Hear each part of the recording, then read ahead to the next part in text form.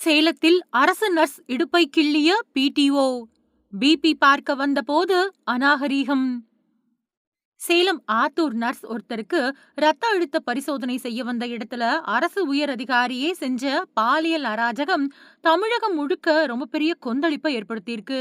ஏற்கனவே மாநிலத்துல பெண்களுக்கு பாதுகாப்பு இல்ல அப்படின்னு ஆளும் தாவேகா அரச எதிர்க்கட்சிகள் கேள்வி கேட்டு தொலைச்செடுத்துட்டு வரக்கூடிய நிலையில இந்த சம்பவம் எரியற நெருப்புல எண்ணெய ஊத்திருக்கு.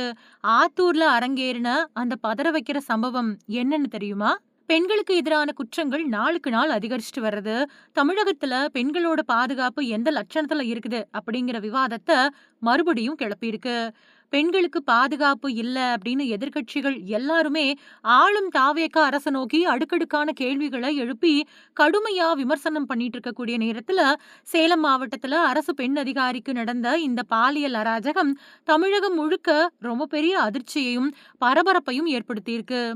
சேலம் மாவட்டம் கெங்கவள்ளி ஒன்றியம் தரகப்புதூர் ஊராட்சிக்கு உட்பட்ட மூலப்புதூர் பகுதியில 46 வயதான ஒரு பெண்மணி கிராம சுகாதார செவிலியரா வேலை பார்த்துட்டு வராங்க. போன 4ஆம் தேதி கெங்கவள்ளி ஊராட்சி ஒன்றிய வட்டார வளர்ச்சி அதிகாரி, அதாவது பிடிஓவா பணிபுரியக்கூடிய 59 வயதான இளங்கோ அப்படிங்கிறவரு தரகப்புதூர் ஊராட்சி அலுவலகத்துக்கு திடீர்னு ஆய்வுக்கு வந்திருக்காரு.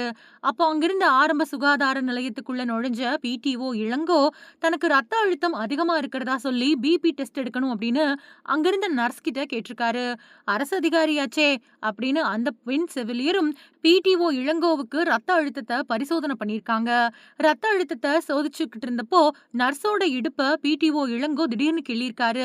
உயர் அதிகாரி அப்படின்னு பார்க்காம பொது இடத்துல தம் மேல கை வச்ச பிடிஓவோட இந்த அநாகரீக செயலால சம்பந்தப்பட்ட நர்ஸ் அதிர்ச்சி அடைஞ்சிருக்காங்க. ஒரு அதிகாரி அப்படின்னு பார்க்காம பிடிஓ இளங்கோவை அந்த ஸ்பாட்லயே சத்தம் போட்டு வறுத்தெடுத்திருக்காங்க. அதுக்குள்ள இந்த விஷயம் நர்ஸோட தம்பியான 42 வயது மணிகண்டனுக்கு தெரிய வந்திருக்கு. இதை கேட்டு அதிர்ச்சி அடைஞ்ச மணிகண்டன் நேரா கெங்கவள்ளி ஊராட்சி ஒன்றிய அலுவலகத்துக்குள்ள ஆத்திரத்தோட புகுந்திருக்காரு. அங்க சேர்ல உட்கார்ந்துகிட்டு இருந்த பிடிஓ இளங்கோ கிட்ட ஏன் இப்படி பண்ண அப்படின்னு சரமாரியா கேட்டு தாக்கியிருக்காரு. இதுல பிடிஓ இளங்கோவோட மூக்குல இருந்து ரத்தம் கொட்டியிருக்கு.